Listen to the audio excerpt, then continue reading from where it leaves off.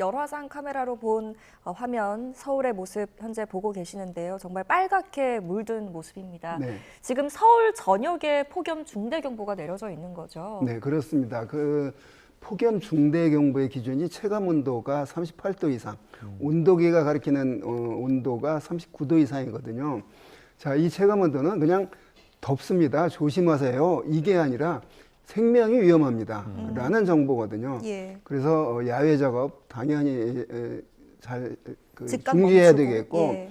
심지어 프로야구도 지금 중단이 됐지 않습니까? 예. 자, 그런 정도의 심각한 그런 폭염이 이어지고 있는데, 이게 지금 오늘이 8월 6일인데 1년 중 가장 더운 기간을 우리가 통과하고 있습니다. 그 속에서 하루하루 어디가 이제 피크를 치느냐, 이제 이런 문제거든요. 이 기간 적어도 한 8월 보름 전까지는 1년 중 가장 더운데, 그 이유가 하지 6월 22일 날이 태양에서 오는 에너지가 가장 많거든요. 낮의 길이가 가장 길잖아요. 그러니까 그 불땐 그 하지 때 가장 많이 온 에너지가 금방 그 다음 날부터 기온이 높아지는 게 아니라 약 한 달 내지 한 달 반 정도 높아지거든요. 지금 그 기간입니다. 예. 거기에 이제 그 지형적인 영향 등이 더해져서 양산 42.5도 같은 그런 기록이 나오는 거죠.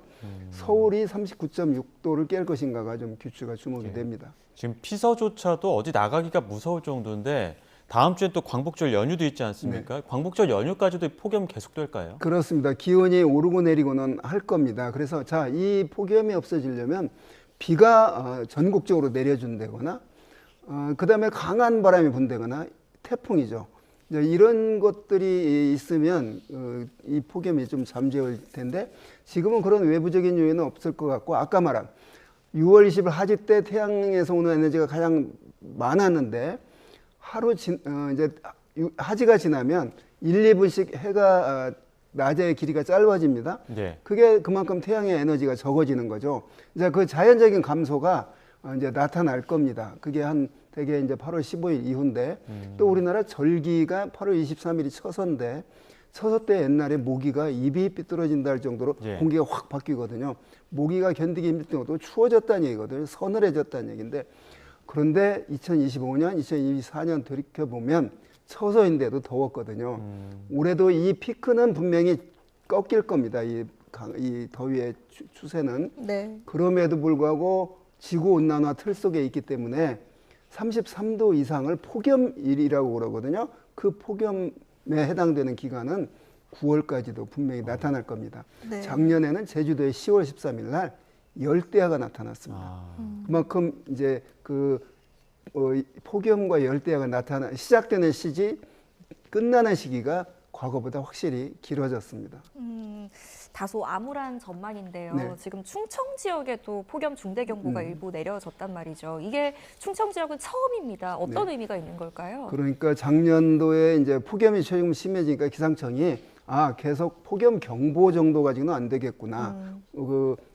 국민들의 건강 관리를 위해서 폭염 중대경보를 만들었잖아요. 네. 예. 그런데 이제 서울에 처음 내려졌고, 이제 그게 남쪽 충청도 지역까지도 폭염 중대경보 지역이 확대되고 있습니다.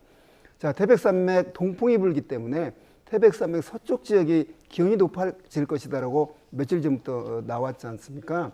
그런 게 지금 현실화되고 있는 것이죠. 네.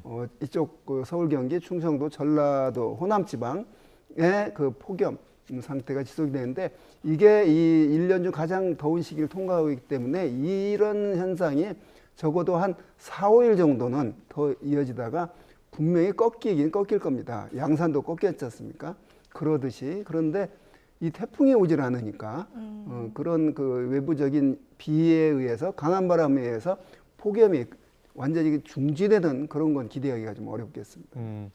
얼마 전에 그 양산 40도 넘고 42도 찍고 하면서 관측일에 처음이다 이런 얘기했는데 오늘 서울도 40도를 관측일에 처음 넘을 수도 있다는 전망이 나오거든요. 그러니까 그게 이제 서울의 그 표준 관측소, 예. 그 100년 이상 넘는 관측 자료를 갖고 있는 표준 관측소로 그게 39.6도였거든요. 예. 자, 거기가 40도가 되면 이제 그야말로 기록을 또 깨는 것이죠. 예. 그런데 서울 시내 어디에선가는 40도를 넘을 가능성도 충분히 있다 이 얘기입니다. 네. 근데 신기한 건 지금 서울 같은 하늘 아래 도시에서도 어떤 자치구는 39도에 육박하고 또 어떤 자치구는 다소 낮기도 하고요. 이렇게 자치구별로 또 기온차가 나타나는 이유는 뭘까요? 그렇습니다. 서울 시내에 20개소의 기상 관측망이 있거든요. 구별로.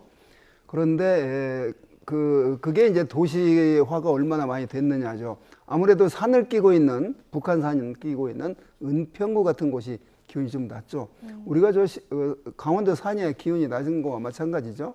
도시화가 좀 더 집중이 된 곳들, 이런 곳들이 강남이라든가 예. 당연히 기온이 높을 수밖에 없죠.